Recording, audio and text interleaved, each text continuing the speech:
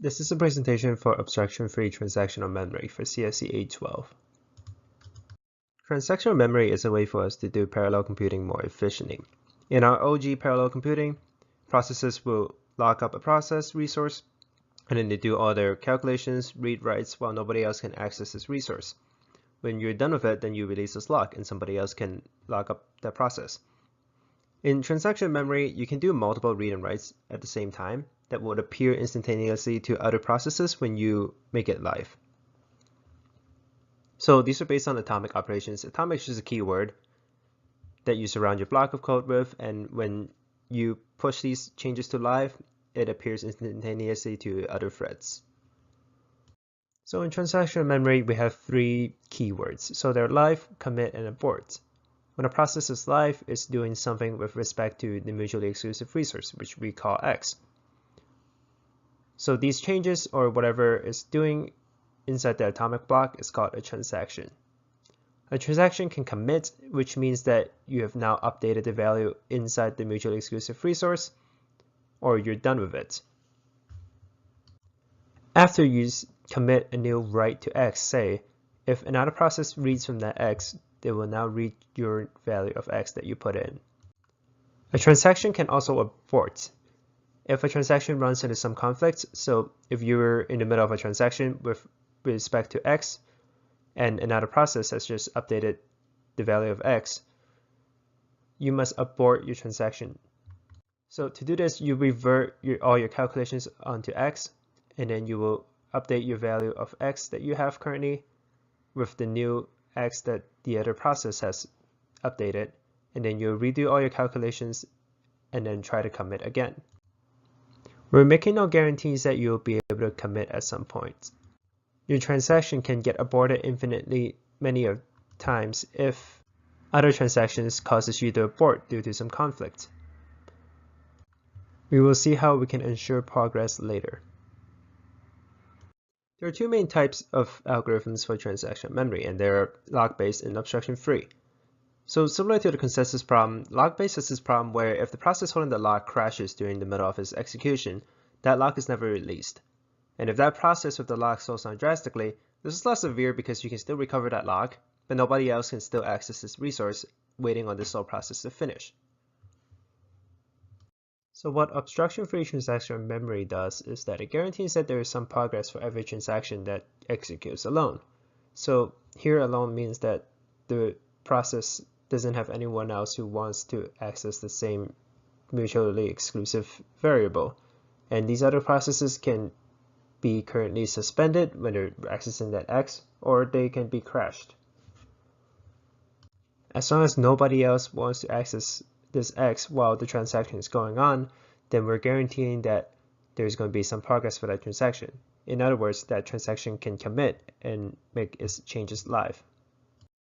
So we're going to talk about strong progressiveness quickly. So this is a lock-based property that guarantees that depending on the number of conflicts that happens in between transactions, so like the previous example, if process I crashes in the middle of doing transaction TK, which never really commits because there are other transactions in the system, if process I crashes while it's doing this transaction, TK can cause conflicts infinitely to this variable X.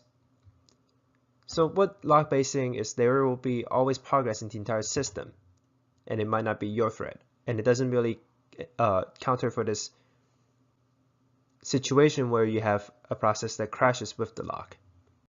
So obstruction-free algorithm gives guarantee based on the contention, and we'll talk about this later, among active transactions instead. So what this means is, in our last case, if process I crashes while it's doing TK, we really have just eliminated a source of contention. So think of contentions right now as sources of conflicts where different processes want to access this resource. So if 5 processes want to access the same resource, if one of them dies, then you have one less source, and it could actually speed up the progress for the other 4 processes that then crash. So it sounds great, but obstruction-free does come with a downside. This algorithm does not guarantee if multiple transactions are taking steps concurrently. So if this happens, you can actually have 2 processes prevent each other from committing infinitely long, and this is called a life lock. In practice, this is actually quite low, and you can use like exponential backoff, the algorithm from networking, to help prevent this. We should probably note right now that log-based and obstruction-free is not necessarily which one is better comparison. They each have their own uses in different cases, and they each have their own advantage and disadvantage. I'm going to define quickly what step contention is. We talked about this briefly earlier. So step contention is when two transactions want to execute steps to the same variable. So in this situation, think of Ti and Tk trying to write to a variable x. So if Ti and Tk are doing steps concurrently and they're trying to modify x, we say that these two processes have step contention. And like we said before, obstruction-free transaction memory gives progress for every transaction that does not encounter step contention. So if Ti doesn't encounter anyone else that runs concurrently on x, we're guaranteeing that there will be progress for Ti. So for it to be obstruction-free, we're saying that if Tk is forcibly aborted, then it has encountered some step contention with some other transaction that wants to change or read from the same value x. If no one else is forcibly aborting Tk, this guarantees that Tk can make progress with x. Extending obstruction-free to the entire transaction memory algorithm, we're saying that a transaction memory is obstruction-free if every implementation history of M ensures obstruction-free. So every single transaction has this property of obstruction-free. Here's an example from the book of how obstruction-free transaction memory works. So suppose we have variable x and y, and these are mutually exclusive to the system. And we have three processes, P1, P2, and P3. And all these three processes is going to want to access read-write into x and y. So P1 comes along first with a transaction, and it wants to do something with x. And suppose that it dies after some finite point here, denoted by x. And P2 comes along with its own transaction, suspends after some finite point.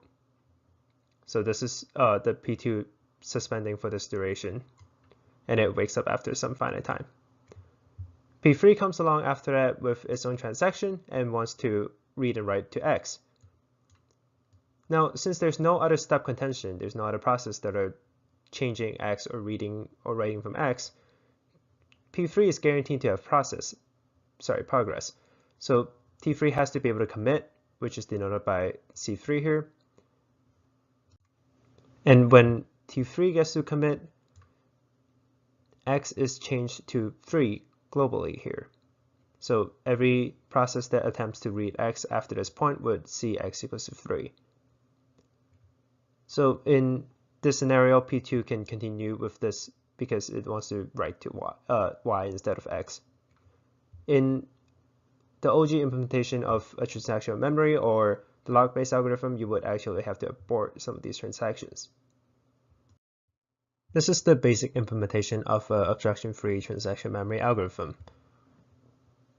So we'll go into depth later about what each of these do, but at the base you have a write operation, you have read, you have try commit, try abort, and then a function acquire that is essential to this algorithm to make it obstruction-free. Let's go through an implementation of how Tk can write to x or read from x for the first time. So in order to do that, Tk must first acquire x. So you can think of some kind of temporary ownership of x from processes. And to get this, Tk has to call acquire. When Tk calls acquire, it reads from the current locator, whoever owns x currently, with a tuple. So we have who has it, the old value, and the new value. Now, once Tk has this, it has to determine the value of x because it's currently in a state that you don't know what it is. If the owner is aborted, so if the owner never wanted this to be live or it crashes, then the value of x is the old value, so it didn't change with what the old owner did. If the old owner committed the changes, so if the changes went live, then the new value of x is the new value. But if the owner is live, then it's undecided. So this is a problem where before, if a process crashes, while it's live, you don't know what to do. In the obstruction-free algorithm that we're looking at right now, before it checks the state, it would attempt to abort the owner by changing the state of the owner atomically from live to abort. And we can see this in line 18 on the previous slide. Yes, it may sound kind of bad to abort somebody else's transaction, but your attempt to abort, which is in a try block, would fail if the owner commits before you get to abort them.